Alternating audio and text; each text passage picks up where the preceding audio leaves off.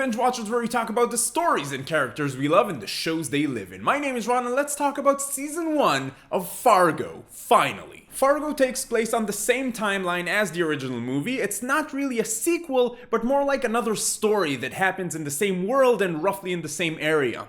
At first, I was kind of worried that the show is just gonna use the same name as the movie to get more people to watch it without actually having too much to do with the movie, because again, it's not really a sequel, but I don't feel that's the case anymore. I watched the original movie years ago, and I recently rewatched it after I was done watching season 1 of the show, and I always thought the movie was good. It was never one of my absolute favorite films. My thoughts about it always kind of came to, yeah, Fargo, that's a good movie. But the show actually did something pretty special. It actually made me enjoy the movie more the second time I saw it. Season 1 of Fargo takes place in 2006, the movie takes place in 1987, and the show tells a story that plays out in the same area between Minnesota and North Dakota as the movie. The show doesn't really revisit the same characters. You only get one character from the original movie, and he's not really one of the main characters, but there are a lot of very interesting similarities between the main characters of Fargo and the main characters of Fargo, and I thought that was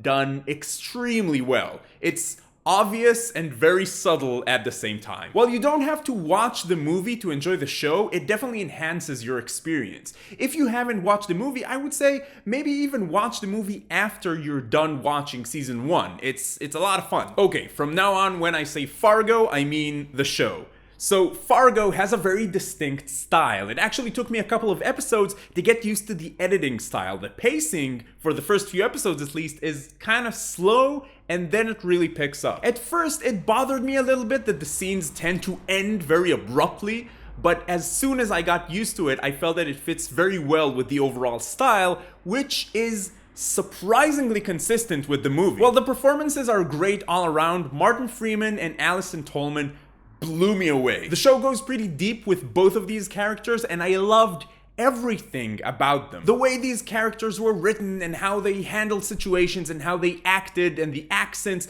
Molly Solverson has to be one of my favorite characters in TV lately. She was incredible. The show does a lot of things to teach us about these characters, not just Molly and Lester, but also other characters as well. The way Fargo teaches us about these characters, though, is pretty clever. You've got the main story and the choices they make, and you can see the transitions these characters go through as a result of these choices and these decisions, but every now and then you get a little moment or an analogy, something that hints to the true personality of that character. Sometimes I only really got it after a few episodes, and I love that, like that moment of like, whoa. Well, this show obviously has more than one villain. Billy Bob Thornton plays a very interesting character. He also gets a lot of these little moments that kind of give us some insight into why he's doing these things that he's doing, basically. The story itself, very much like the movie, has a theme of a chain of unbelievable connected events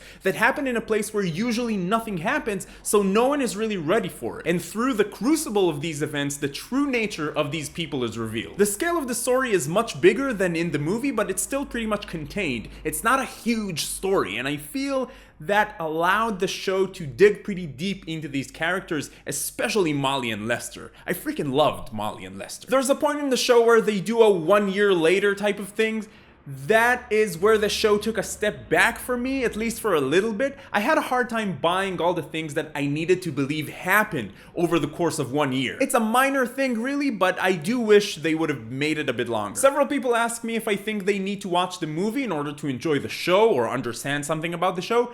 Not really. The show functions perfectly well on its own. It really only shares the location and general style and atmosphere with the movie.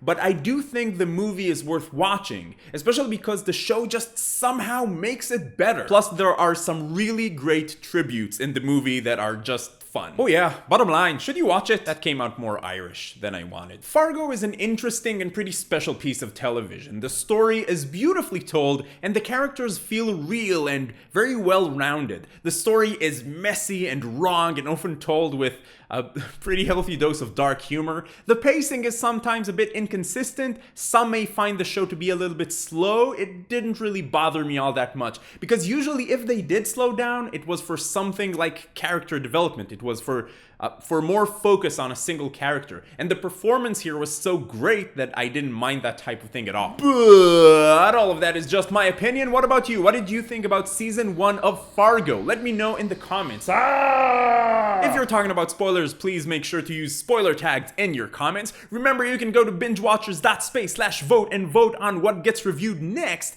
And if you're finding Binge Watchers for the first time, welcome. I'd like to invite you to join the Binge Watchers community and subscribe to the channel. But in any case, keep binging, and I will see you